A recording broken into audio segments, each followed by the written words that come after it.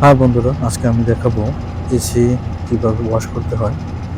তো যখন অতিরিক্ত গরম হয়ে যায়, তো গরমের কারণে কন্ডেন্সার কাজ করে না, ভিতরে প্রচণ্ড ময়লা জমে আছে দেখেন।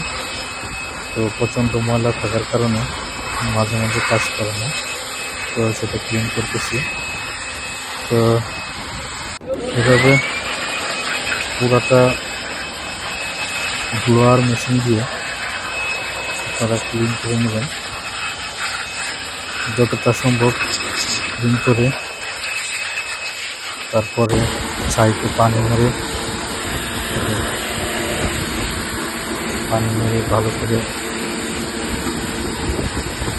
ভিতরে বাহিরে শব্দটা দেখেন।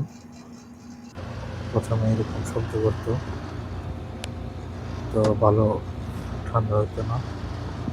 তো যাই হোক, কাজটা শেষ করলাম, এখন ওকে। তো ভালো থাকবেন সবাই, আল্লাহ হাফেজ।